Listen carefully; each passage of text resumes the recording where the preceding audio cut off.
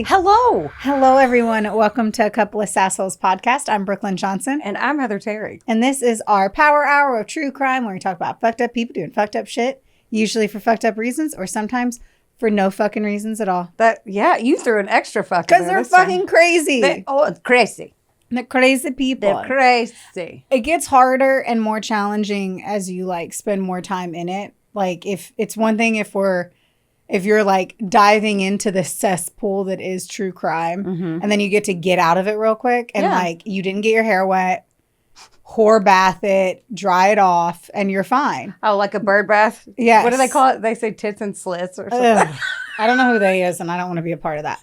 But it definitely is different than whenever you jump into the pool and your hair is wet, and now you have to blow dry it, and you have to come out of the fucking shit that is your stories. You know? Yeah. I've been in a lot of fucked up shit lately. Yeah. But what we were about to say earlier, so Jess is our producer who we love and cherish. Yes. And we've never called her Jessica. Fucking our other friend Katie, Jess is Heather. She writes in a text message the name Jessica. And I'm like... It feels weird to say. Okay, so I've been trying to decide what my inner, angry, hateful demon in me is named. And I've been trying to come up with the name.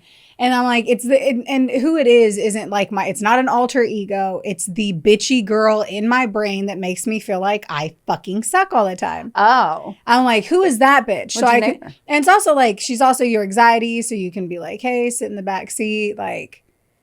I know you're here, but just smile. I don't want to hear you type of deal, you know? And and it had to be a cunty name, kind of like a bitchy name. Heather was one of them that I thought about. Heather automatically comes off as a fucking name. I want to be shut up, Heather. You know? Did you develop that 6 years ago? No, that was my whole life. Okay. But I mean, Heather always fell into that little category. There's for one, the movie Heathers. Yes. Two, it's always Romy and Michelle, Heather Mooney. She chain smoked cigs out back. Her name's Heather. It's Heather's always the crazy, and it kind of checks. Jessica was one of them. Jessica. And I wanted to do Jessica, but I was bullied really bad by a girl named Jessica in high school that I was the amazing thing is in that name, I went to a bully in high school and never once thought of Jess. I mean, because it's not her name's not Jessica. It feels weird in my mouth. It feels weird in my mouth. It does. Jessica. It does. I mean, no. I mean, I'm sure there are a lot of nice Jessicas. Apparently not your bully. But that is not producer Jessica. No.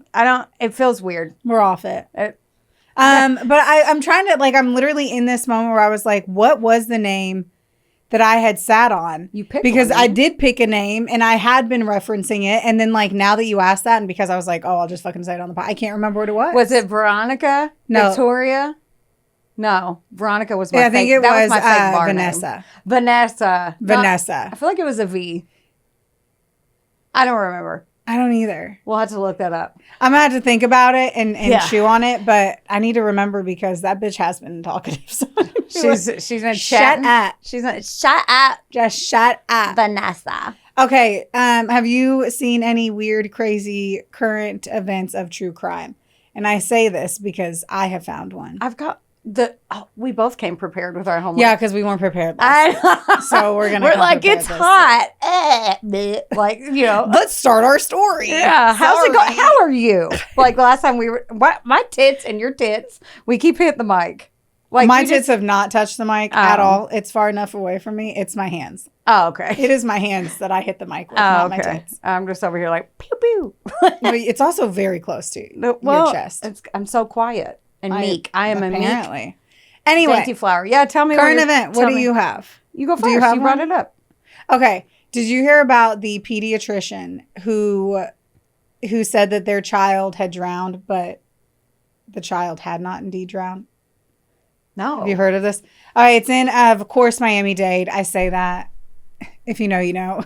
But I fuck. I'm not at all shocked by this. Okay. And where it fucking happened. It just happened July 2nd.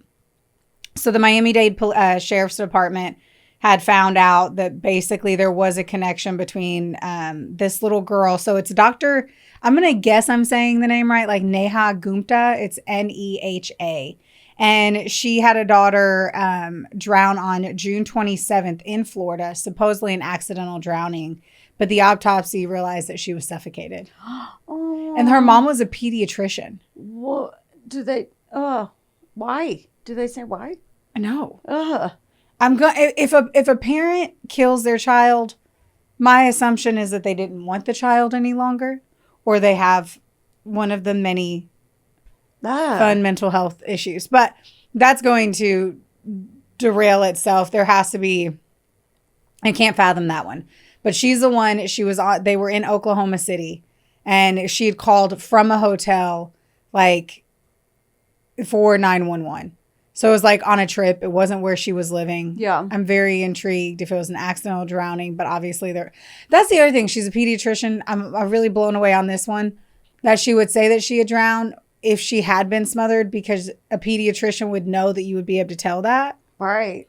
I wonder, there's got to be a lot more to unfold on that one. Yeah. It's so fresh. I mean, it's so fresh. It's one day. This was yesterday. Oh. So I don't know, but I'm really curious. Keep us posted. She's the one that called. I'm also wondering too if like her kid got away from her, and somehow else the child died, and she thought the child had drowned. Someone else did it and then threw her in the pool. Or yeah, or she accidentally got smothered by like something falling on her, because that could have happened too. That's awful. Either way, like the negligence is going to be there, unfortunately. Yeah. No matter the cause of the death for the child. Right. But I'd be going for negligence versus homicide all day, every day. But either way, people are going to associate the two, which is kind of a bummer. Like even if it was an accident, it's just whether or not she's not gonna be a pediatrician. Like right. It won't matter. She lost her kid. Like at the end of it, it's not even how can I like try to prevent this from blowing up my life. It's just whether or not she did it on purpose or she's covering something up. Right. Mine's a little bit lighter. And by little bit, I mean a lot. Oh. So I want to know so being a wedding guest, it's fun. They feed you drinks, blah, blah, right? What if you went to a wedding, like a big... This is totally... What if you... Yeah, like I said, hard pivot. So what if you went to a wedding and then you're eating the food, right? You're like, ooh, apps, ooh, this. All of a sudden you start to feel a little weird. What if you got drugged at a wedding by the bride? Like they laced the caterer and the bride laced all the food so did this with happen? THC. That happened? Uh-huh. Because I was thinking you were talking about the book, The Midnight Feast. Oh, no. When you said this, automatically I was like, is that from that book? No. So she was arrested over weed-laced meatballs. So this was in 2020. Hold on, you didn't let me finish. Oh, sorry. You asked me a question, and then I didn't even get to say anything. Oh, sorry. Yes, answer. Sorry. I got excited. I want to tell you. I would be all for it. But I'm like, I would just like to know ahead of time, so I would have done some math. That's what I'm saying. I would have at least done some math. If you're like, these meatballs are banging, and then you're like... I just need the math. Yeah. But I'm all for it. Drug me up as long as it's consensual. Right? I say that, and I'm like, wait. Yeah. There's a lot of bad ways to be drugged. Look over there. Give me your cup real quick. I know. Just let me know if you want to do drugs today. Right? Okay. So it's from a few years ago in 2022, Florida. Florida, they're wild. They are wild. A Florida bride and her caterer were both arrested because guests at her reception started feeling high, sick, and even paranoid, and they didn't know why. So they're all just sitting there like, "Oh, happy bride," blah blah blah, and then they're like, they start panicking, and so they spiked lasagna and sandwiches and the meatballs with cannabis-laced olive oil. Some of them required hospital treatment, but all the tests confirmed it was THC, and now they're being charged with a felony. I mean, one hand... Dude, that's fun to do for a girls' night. I mean, it's... Like, best case scenario, your 4 besties are coming over with some popcorn and some mocktails, and you want to be a little... I mean, here's... little goofy to Hannah, who never wants to fucking loosen up. Right. Here's... just give some people a heads up. You don't need Granny trying to do the cha-cha slide, and she's like, whoa. All their medication. Like, that's... Yes. So, like maybe they should RSVP, say if they want chicken or fish, and then say THC or non. Right. Maybe put that. Maybe Agreed. But I just pictured like doing the... Dude, that's spicy as fuck. Yeah, and now they're going to... The caterer... Well, I mean, what did she say? Hey, you know what would be funny? Like, what do you say to the caterer? You know what would be fun? I'd be so scared if I was the caterer.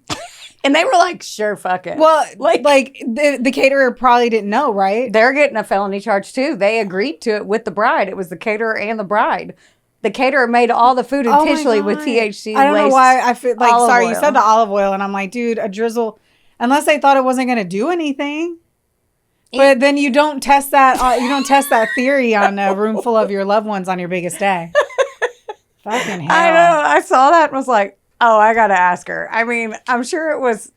No one died. I could have used some THC on my wedding day. Right. That's for sure. No one died. No. But I'm like, I would have went balls deep in some meatballs and then been like, oh, just sitting there in the corner. You're like, are you having fun? And you don't know. I'd eat so much. I would eat so much, and then I would just be like, I'm so thirsty. And you're like, can I have that bottle of champagne? We haven't done our toast. I don't care. Right? Good. Anyway. I love it. That's what do you got? What else you got? I got a story here. Do you? I do. Good. Yeah, I do. That's it. I don't have a paper clip on my papers Is it bothering today, you? and it's fucking me up. I've noticed that you've. I hate that I do not have a paper clip even on my person. Is that Vanessa talking or is that you? That's me. Vanessa and her fucking paperclip anxiety. Vanessa. See, and I had a great neighbor named Vanessa. It's hard. It's I know. hard. I had What's a like shitty, bitchy, rich girl name? Like I want her to be arrogant and cocky. That is a loaded question. Give me one. I'm on the spot. No, I know. I'm just gonna pop in 20 minutes and be like Phoebe. Like I don't know. No, that's too Not sweet. Phoebe. Phoebe's too nice. Yeah. That's my boob. That's her left boob's That's name. my right boob. Oh, right boob. Sasha Veronica. Sorry. Couldn't be Sasha or Veronica. It's my right. My left's your right. Anyway. That's why I'm like, yes. Because Veronica was the first one I was thinking too. I was like, that sounds like a sassy girl. That used to be my bar name. Well. Okay, I'm going to tell you the story. Okay. We're excited pages. We got 9 news every which way to Sunday. Flip them up, flip them over, turn them around, all of it. 9 news covered this entire thing. 9 every news. single day in every capacity. Okay. Colorado.gov, CBS News, People Magazine article. Shoot me, people who get shitty over me reading People Magazine articles. ChatGPT, because they can still find some stuff in there. Once more, always double check your ChatGPT. Yes. Because luckily I fucking do. And I say this because I'm like a big ChatGPTer. Mm-hmm. I do a lot of fucking shit that requires ChatGPT. Yeah. Double check your shit. Oh, yeah. Mine will Double check that shit. It'll say, like, they were born in this. And, like, one time they gave me the entire wrong case. And because the names were very similar. One time they, like this one in particular, they snatched it up and, like, re-vomited out different dates. Mm-hmm. And I'm like, no. They'd be wanting us to pay for that pro. We can't begin that I am paying for the pro now. We can't begin that free, Al. You can't hide money. You can't. I mean. And I have it right here. Look I have at her. loads of money. I'm just throwing it at ChatGPT. All right, you guys, I'm going to tell you a story, and I'm not going to tell you shit about who it is, what it is, where it is, how it's going down. Why am I nervous? I need to go to that wedding. I'm nervous now. Okay. All right. How many times have you gone to bed at night and left your garage door open? None. Do you have a garage door or just like the vroom up one? Do you have like a regular like house door? Oh, that just goes to my house. And then, are you talking about like an outside? Yeah, so you don't have an outside one. You Mm-hmm. just have your regular garage right. door, and but we never don't leave open ours a lot or go in it like you do. Yeah, we travel in time. and out our garage. Okay, that's Will's man cave, so it's only open when he's fucking around. Is your garage door ever open? Jessica? Have you ever gone to sleep and left it open? Have you ever woken up terrified because you did that? I'm about to make it 10 fucking times worse. No. You're welcome. I almost actually did this story through it, realizing like, because I was really bad at leaving it open. And then the door that goes into my house doesn't have a lock. Mm. And that sucks. Man, yeah. You've done it when I stayed the night at your house before. I've done it so many times, and I'm just like, I hope nobody steals my shit. And my first thought is theft. I was downstairs and I'm like, oh, I get murdered first. That's fine. If they saw you, no one's expecting to see you sleeping on the couch. You just don't look at a couch. If you're coming into, dude, I have marinated in murder so much that all I can think about is murder at this stage. That's true. And now I'm reading finally I'll Be Gone in the Dark. Finally reading that. All I can think about is murder. Right. Shit's getting fucked up. Get ready for it. Okay, sorry. I'll all let right. you go. So it's officially the 80s, all right? Okay. We don't have any reminders telling us to close our garage doors, to take out the trash, to party. It's the weekend. And so every single time you leave that garage door open, just always remember the stories that I'm going to tell you today. This simple act is a catalyst for the serial killer that I'm going to be diving right on into. Now, there's called the hammer killer. There's a million different hammer killers because apparently a lot of people like to kill with hammers. Creepy. But this you one were like, is the Colorado hammer killer. did you rehearse this? I feel like you're reading a script. This is so good. Okay. I'm glad for you to, but yes, no, it's the or I don't know. They do the Denver hammer killer and the Colorado hammer killer. I'm going to say the Colorado hammer killer because that's what I choose. Okay. On January 4th, 1984, we're about to fucking just blow over some crazy shit over the first 2 weeks of January in 84. Okay. We have Jim and Kim, yes, Hobbenchild. This is a couple. They're at home in Aurora, Colorado. Okay. Aurora, Colorado, back in like 2008 was like the safest city in the United States to live in. It had the lowest crime rate, abuse rate, drug rate, theft rate, everything. Why do I know this? I made a PowerPoint presentation to my ex-husband because I wanted to move. I picked the best. You did. I did a whole PowerPoint on Aurora, Colorado. And then those years later is where the Dark Knight massacre happened too. That is the most Brooklyn I oddly thing. know a lot about Aurora, Colorado. That was the most Brooklyn thing you've ever said. I made a PowerPoint so we could move. It didn't work, but I did get divorced. Yeah. Travis would love that. Yeah. I will tell you this. If you're too much for one person, you're the perfect amount for somebody else. Because if I came home with a PowerPoint presentation to my husband, he would be like, this is amazing. I'm going to grab some popcorn and a notebook. And I can't wait to see what you've come and put together. Oh, yeah. And we'd have a blast. In fact, I think I'm going to do it. Anyway. All right. So Jim, just so you know, he was up late because he was making a mixtape for his friend's aerobics class. Aww. Yeah. That brought me joy. He had gone to bed around 2 a.m. and he admits that he forgot to close the garage door. At roughly 2:30 in the morning, an unknown motherfucker breaks into their house through their unlocked garage door. They sneak into their bedroom and brutally attack the couple with a hammer. Jim wakes up when the hammer hits him on the left side of the head. He said, I must have tried to wake up and I put my hand up. The first thing I remember was my hand getting really big, hurting, looking down, and my hand was swollen. I saw the hammer and I wondered where it came from. Quotes, just so you know. The attacker threw his hammer at Jim's wife, Kim, and that gave her a fucking concussion.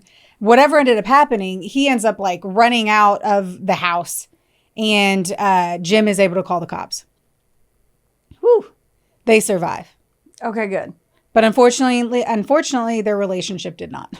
For whatever reason, everyone made it very clear in the articles that our dear, dear friends, Jim and Kim, got divorced. Man. They survived this, but their relationship did not. I'm sorry for that. Now, apparently, Jim, like, still goes around and he, like, talks about this event, and Kim has started a new life with a new family. Oh, okay. The things that people want to tell you. And that was that clear. They're like, Jim continues to talk about this. Kim has moved on. I'm like, okay. Now, before I take you on what happened in some more well-known cases in this story, I'm going to tell you about one that did not really make it on anything else I saw. So much so that as I'm reading through everything that I had found on this particular crime spree, the name popped up once. Only then when I dove into it more, this name didn't even pop up on timelines. Oh. So I can't tell you exactly why, but Donna Holm was not heavily covered.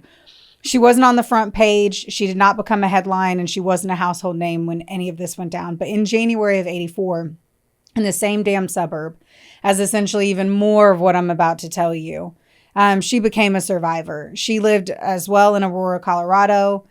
She was at home when a man invaded her home and attacked her with a hammer. He brutally assaulted her, like all the others that I'm going to get into. No one knew it yet, but they weren't random outbursts. This was essentially calculated, escalating behavior. And he was really just testing the waters, and Donna Holmes ended up being in it. So that one fucking sucks. She's not heavily talked about.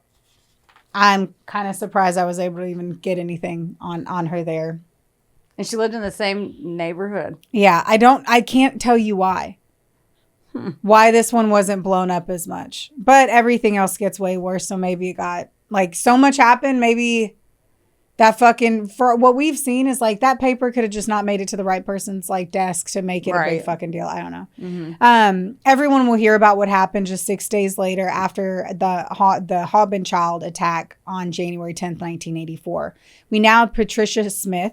She's a beautiful interior designer that's living in a suburban neighborhood townhome in Lakewood, Colorado. She's 50 years old, divorced mother of 2, and a grandmother. She's at home by herself at 1 p.m. on this extremely average day for her. Normal fucking day, just at home. She is like beautiful and fit and vivacious. I can already fucking tell she is a vivacious woman. I don't know what that means, but she looks like it. And here's her photo. Tell me that ain't vivacious. You're gonna know. I was like, I never see photos. I really looked. I'm like, where is They're in the emails.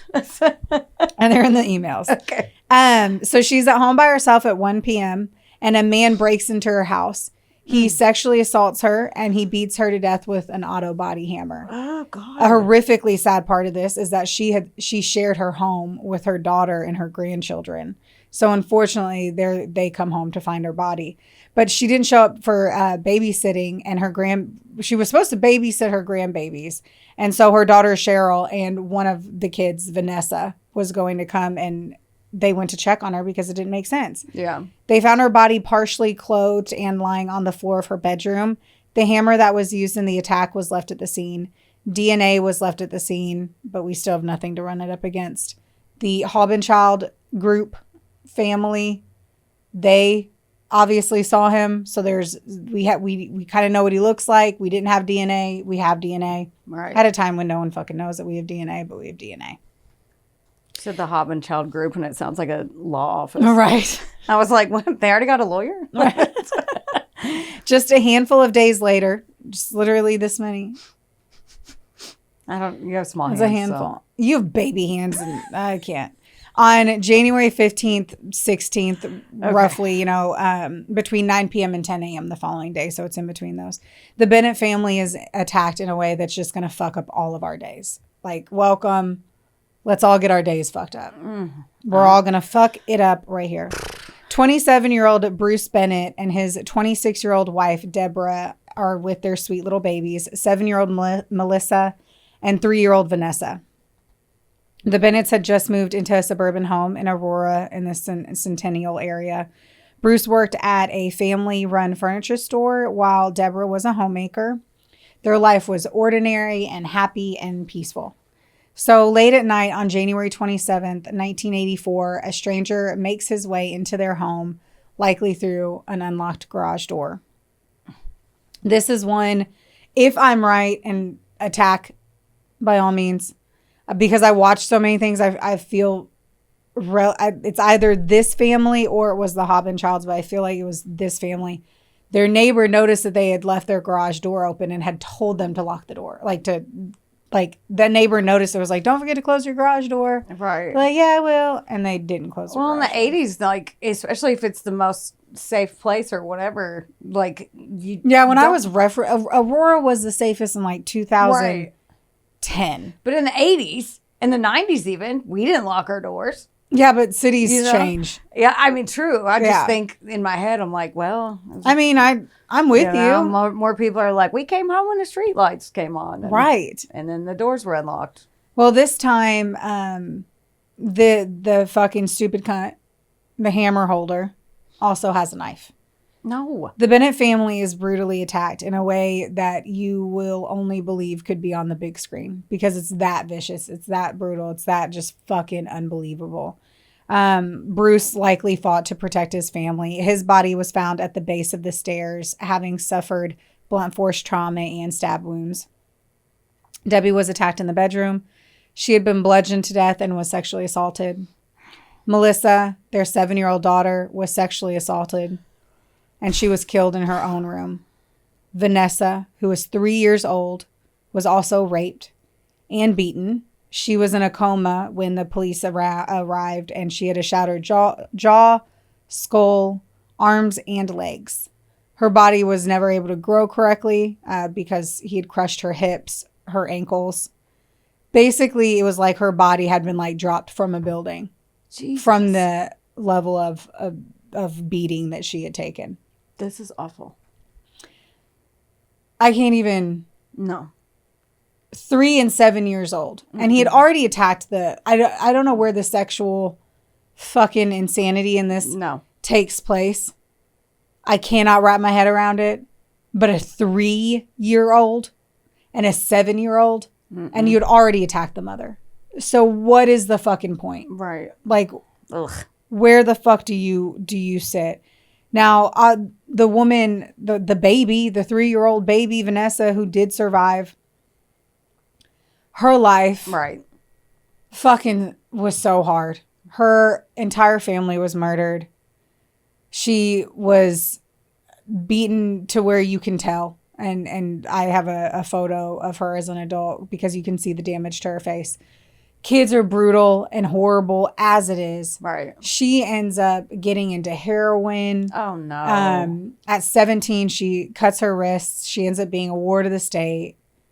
And she just struggles through all of it. She ends up being diagnosed with PTSD and bipolar disorder as well. And just... Man.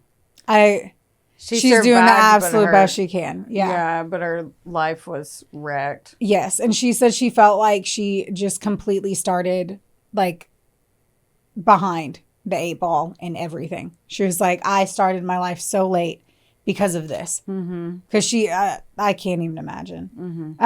The scene was chaotic. It was brutal. Obviously, it was deeply fucking disturbing. Yeah. The blood evidence was everywhere. The hammer, which once more that they always believe was the culprit, essentially left behind again. You know, not always often for you to keep consistently seeing the weapon being left. At this point, did they think it was connected? Like, I'm going to tell you that. I'm going to give me a few more lines of my paper. I suppose. Right? Wonderboy Media is not only the proud producer of this glorious magic imploring your ear holes right now, but they're also a big deal. Get in touch with them today to make all of your dreams a freaking reality. From using their bangin' ass podcast studio, where we are right now, to creating amazing videos and editing our content like the mystical mavericks they are. Your podcast can go further when you have a Wonder Boy. Hit up Drew today at WBOYmedia.com. Or text him day or night at 270. Just kidding. Does your face look like a mugshot lately? Then it is officially time for you to visit Hetef Aesthetics in Owensboro, Kentucky or Nashville, Tennessee. That's right. Go see our girl Amber Teasley and her team because they'll have your face and your skin look like a damn filter. And their staff is absolutely amazing. It's like a mini Botox party, which personally is my favorite. You leave looking fresher and you don't have a hangover. Another good thing is that if you go in there and you tell them that A Couple of Sassholes sent you, you get 15% off of everything. That's unbelievable. So if you have been considering getting that glow up and making that ex jealous, it's time. 11 days later, and I'm going to say this because too much shit happens. This is within 2 weeks.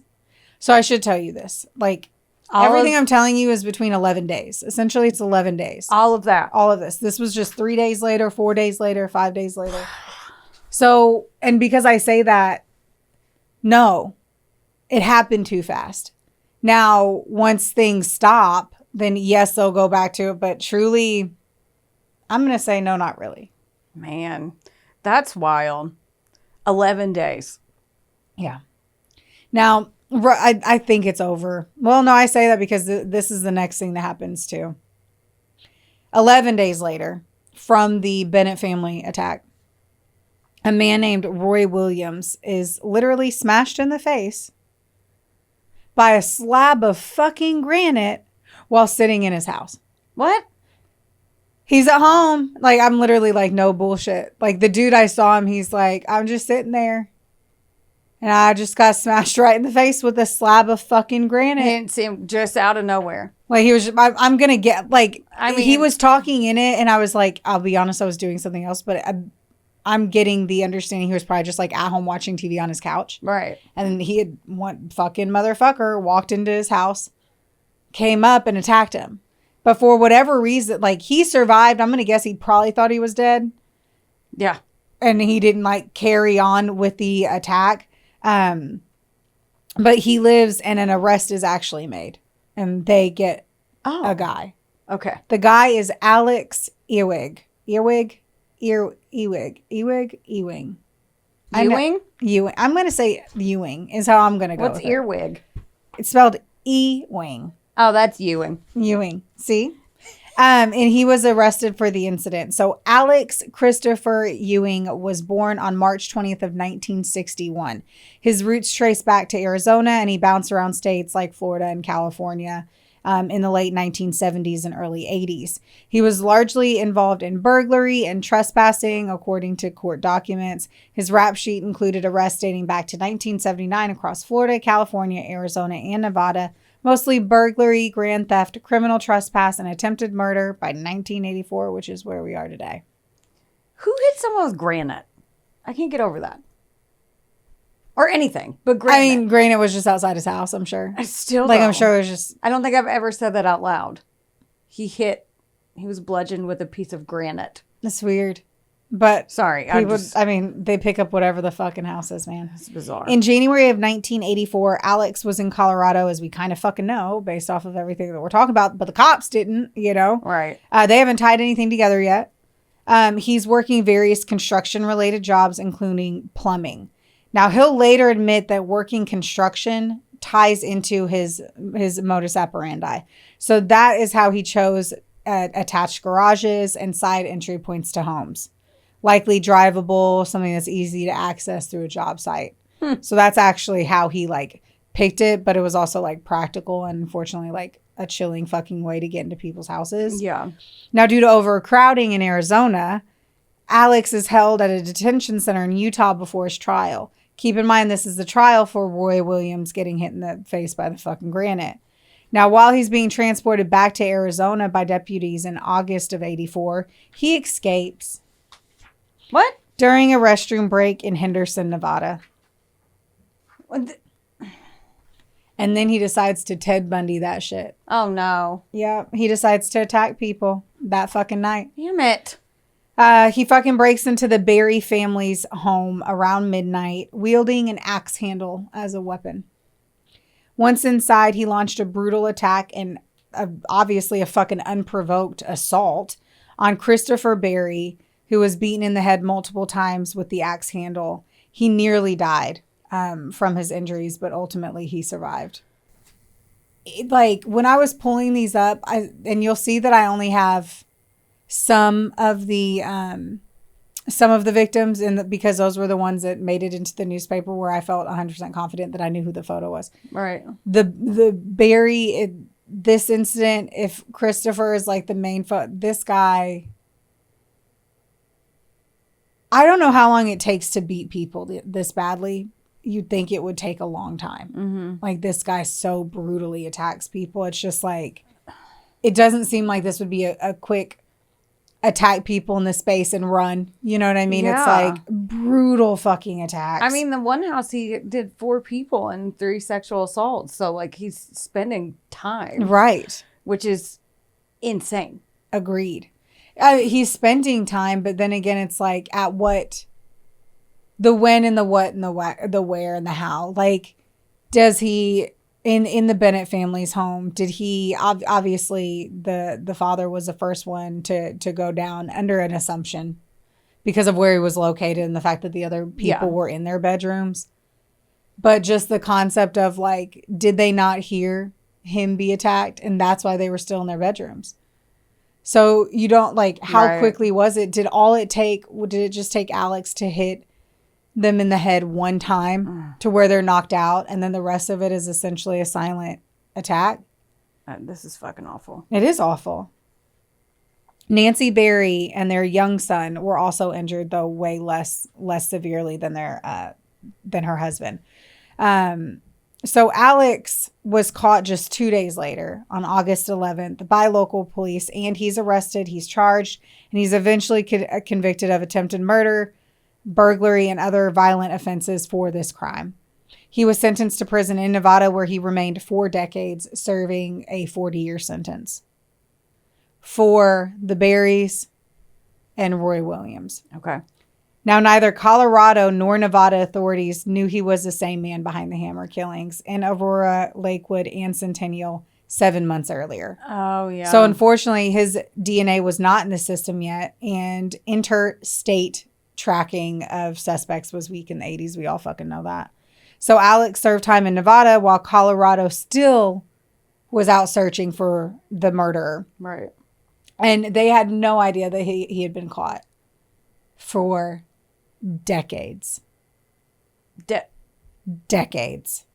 In 2013, Nevada state law begins the requirement for felons, regardless of what they did and when they committed their crimes, that they had to put their DNA in the CODIS system. Right. We all kind of know this. We forget the year because we think that should have happened fucking in 85 when CODIS wasn't even done until like early 90s. Yeah, or some and then shit. DNA Like, we was just very rugged. Well, they had the DNA. Yeah. And then there was no requirement for any database of it either. So, like, Right. like back in the day, like, we live in Owensboro, Kentucky, which is 2 shakes of a lamb's tail over into Evansville, fucking Indiana.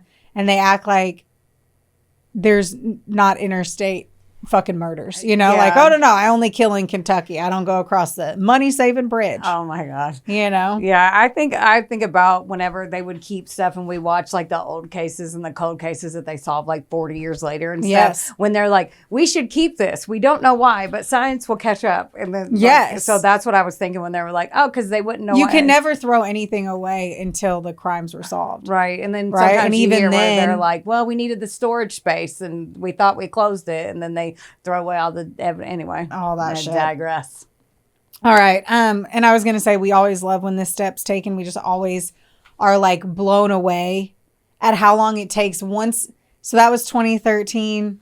Man, It took 5 years later, 2018 rolls its little fucking head around. And DNA evidence finally connects Alex Ewing to the 1984 murders of Patricia Smith and the Bennett family while he's serving his sentence in Nevada. They had compared the DNA sample taken from him in Nevada, matching DNA developed from evidence in the Colorado crime scenes. So authorities now know that they have a serial killer on their hands, only now in 2018 for the crimes That's so convicted long. in 1984. I know. I'm not mathing, but that's a long time. It was like 37 years in total. By the time this is all fucking said and done, it's 37 fucking years. Now let me tell you something else. All right. This dude's small. Small house. I don't even mean to be. I don't know his fucking height. He just looks like a pansy bitch, and it bothers me.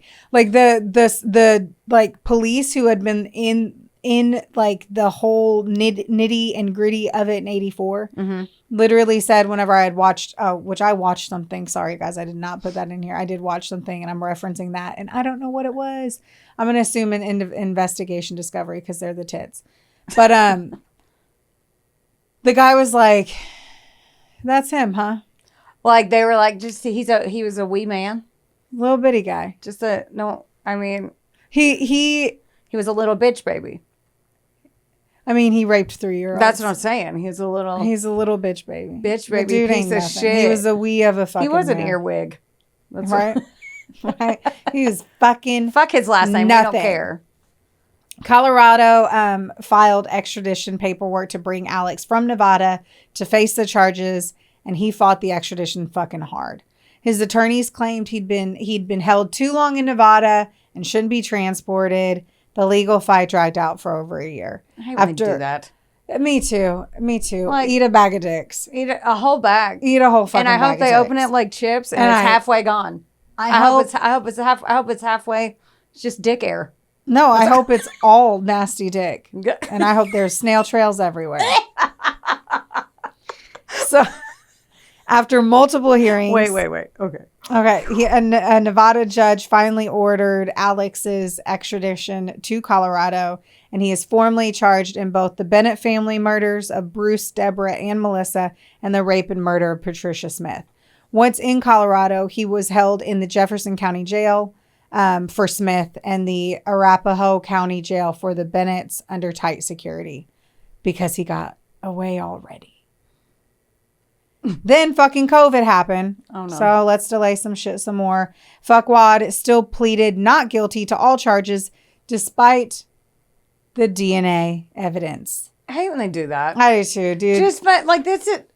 You're a serial killer. What You was did his this. defense? I want to know what I can't wait to hear what the defense. No, was. you're gonna get so fucking whatever. We're all gonna get mad. It doesn't. Fuck it. You're always gonna get mad when a cheater lies and said a cheater didn't cheat and there's evidence. Yeah. You're gonna lie or you're gonna get mad when I tell you all the shit I'm gonna tell you. I typically, but it's their job, you know. I typically cause a I want to flip a table reaction from you, so Yes. I deserve a couple. We started with the Bennett family murder trial, and that was in August of 2021 for once more the murders. I want to say their names again. Bruce, Deborah, and Melissa Bennett. Vanessa Bennett, who is now an adult, was in court, and she was the survivor facing the man who murdered her family. Did she testify? Did she testify? I thought you said, did she text you? I was like, no, we're not that close. Oh. Did she text you? I mean, I don't know that they even had to. I was hoping not. I don't think That's so. why It wasn't mentioned. I mean, so- they would have mentioned that because that would be traumatic as fuck. I mean, how did I word that? Facing her family's killer? You said that she was in the court, in court, which is still brave. Like, I don't know. That's brave as fuck to even go. Yes, I agree, but I have no fucking clue. Yeah. DNA from the semen, blood, and hair at the Bennett scene had matched Alex Ewing. Like blood, semen, hair.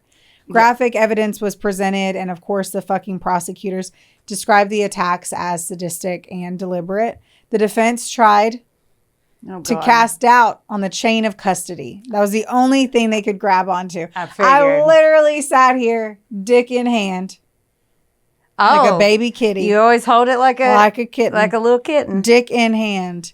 And they're like, let's talk about the chain of custody. I mean, they would have to. What else would they? There's nothing else. So just for anyone that wants to know, the chain of custody is the chronological record of how physical evidence is collected, labeled, stored, transferred, and then also tested. They had to shoot at something, so not like, all right, do your job, I guess. Not to mention, obviously, there were moments over the past 30 years that maybe there wasn't a clear record of who had handled or where it was.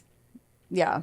The prosecution railed them and confirmed how everything was handled properly and that even through multiple labs, the results were the same. It is Alex Ewing. There's no way. It doesn't fucking matter where it was on June 4th of 2004. It matters. It was Alex either way. I wish they could fast forward that if somebody was like, oh no, well, did the secretary touch it? Or like, did the admin who had it? Fill out the form? Who fucking cares? Shut your mouth. That was the other thing I wanted to say. Like, could you fucking imagine, like, just take 2 seconds and let's all sit in the feeling of being the defense who's literally saying that the semen that came out of a 3-year-old oh, God. after being fully beaten within a millisecond of her life. And you're going to say that, because of maybe the record keeping of that wasn't appropriate. Stop and realize what it is that you're talking about. So gross. I mean, how do you live with yourself? Guilty, how do you live with yourself? How do you go home at night and you're like, how was your day, honey? Well, guess what I did? I'm really trying to get this serial killer off. Right. As you bounce your 5-year-old on your hip. Ugh. Stop and realize what that would have been if that was your family. No. It doesn't matter though, because he ends up being guilty on all fucking counts. Good. Yeah. Including 3 counts of first-degree murder, and he's sentenced to 3 consecutive life terms. Now in 2022 comes the fucking Patricia Smith murder trial. 2022, guys. That's a long time. That's fucking 6 seconds ago. Yeah. Those 6 fucking seconds ago just now happened from 1984. God. In October of 22, he goes on trial again, this time for raping and murdering 50-year-old Patricia Smith in Lakewood, just days before the Bennett family murders. Same DNA, same brutality, same outcome. The verdict is that he's guilty of first-degree murder and sexual assault, and he gets his 4th life sentence added. Can they just... No, sit there. I hope he's getting it in his butthole. The bloody way. What's the... You know what the bloody... Don't make me go into it. You said The painful way. the bloody... I hope after what he did... Right. After what he did, I hope. Yeah. He is now in Colorado State Prison serving 4 consecutive life sentences. He's in his 60s and he will never be eligible for parole. Good. And at the end of the day, this was 37 years in the making of taking down the Colorado hammer killer, who essentially was actually taken down within that year. But no one knew. The family was still, this whole area, this whole city, they're still scared. Yeah. They're still worried. He was arrested for things that did not, number one, like we were like, did it all tie together, right? So that's technically the story of the Colorado hammer killer, Alex Ewing, and his reign of terror on Colorado and Nevada. But as we kind of talk about it and unpack it, the ones that he was arrested for was beating that guy in the face with that slab, not his usual MO. Right. And then attacking that family after he got out of it with a handle of an axe, right? So it also wasn't the hammer. So it seemed like the ones that we were kind of attributing as the hammer killer were so hammer killer. Yeah. But homeboy didn't get to go grab a hammer before he did the other things he did. He had to grab whatever he found in whoever's garage whenever he had gotten away from the police and was just acting out. Right. Ugh. So I don't know. All of that. All of it fucking sucked. I hate all of that. And those poor families that had to wait so long. So Vanessa. Right. I was thinking about her. Pretty much her the most, you know, like she didn't know. And he was arrested that whole time. So all the fear, all the outrage. Yeah. She's probably looking over her shoulder all the time. It's like freaking out over something that didn't happen, right? And you're so worried but it was wrong. It didn't happen. Right. And this was like, she was so worried about someone who wasn't even out on the streets. And that fucking just... Yeah, she didn't know. That tears you apart. She didn't know, because what if he was like, well, she's the only survivor. She can connect me. Like, what if he came back? Fuck that. Exactly. Fuck all that. Fuck that guy. She was 3, so not to mention, like, you're 2 years old before your first, like, actual memory. Right. So that's Anyway. It's just real quick. Oh, yeah. She died, like... her family died when she was so young. She doesn't have memories of them. Right. Like her first known memory is of that brutal attack, basically, because she's forced to remember it. Right. Right. Ugh. So instead of like, he murdered her family and he murdered a version of her before she was even old enough to have a good, decent memory. Right. Absolute fuck him. Yeah. No, I'm glad that I hope he has a bloody butthole also.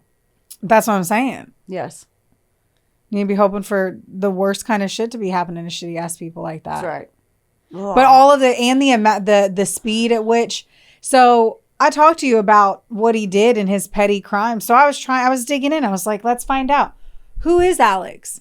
What the fuck happened to him? Okay. Tell me. Got nothing. I don't have a motive for him. I was going to ask you, why the fuck? There isn't one. He always said he didn't do it.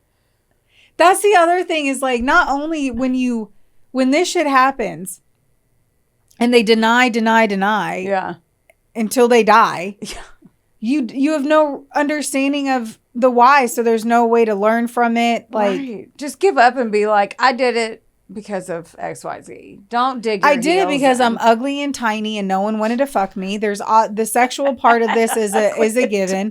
Pop-up photo of him again. He wasn't an attractive guy. Younger, he was okay, but you can tell on like court images that he has to be like 5'4".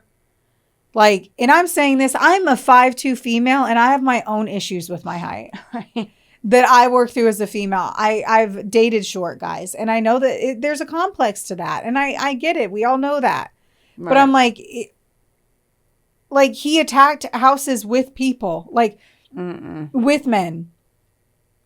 You know, like Ted Bundy, it was whenever he had accidentally broken into a house where the woman's cousin or brother was there. You know, like these other situations that threw it off because there was an outside force that was male that they weren't expecting. Yeah. This guy didn't fucking care.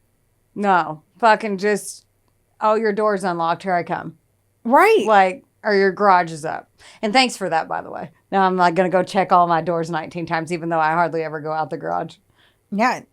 Sorry. I do that one all the time.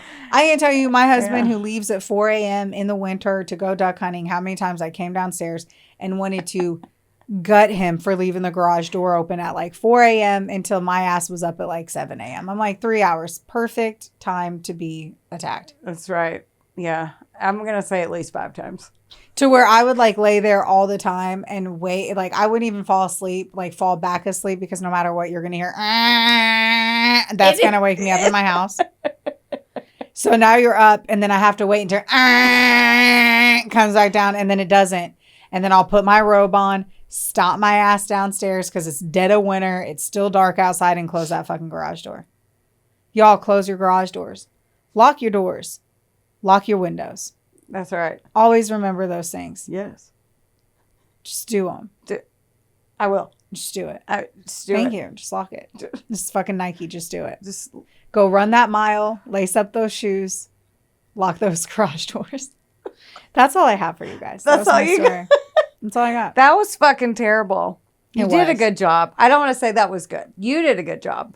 That fucking blows. It fucking blows. All of hard. it blows chunks and balls. It happened really quick, though. The one good part is that he was arrested. But he wasn't out because he probably would have kept fucking going. Yeah. Well, he would have. Yeah. Obviously. Ugh. If he was doing that within 3-4 days, like the downward spiral of insanity, and he was going for it. I'm going to have to I want to know more about, you know me, I want to know more about how you go from, I'm going to steal this car to that. Me too. Fucking nutso. Find out more and then tell me. Okay. Bring it back up in the next one. Tell me what you found. Because I really was trying to understand. Oh, no. And it was 1984, and he was arrested within that time frame. And though it covered all these years, I'm like, I got nothing on the whys. Actually, I'm glad that there's more about those poor victims than there are that stupid douchebag anyway. Yeah, but I always want to know why, like what you just said. So right. dig into it. Let me know. Tell me about it. All right. All right. Well, I love you guys. Don't forget, like, rate, review, subscribe. Yes. This shit is so important to us. Yeah. Please take the seconds to. It takes 2 seconds. Give us 5 stars. Tell your mom. She could also do 5 stars. Everyone. Everyone. Just 5 stars. All the people. Give us 5 stars. Please. Yeah. And we love you. And Yes, don't forget, don't get mad. Get sassy. Okay. Okay, bye.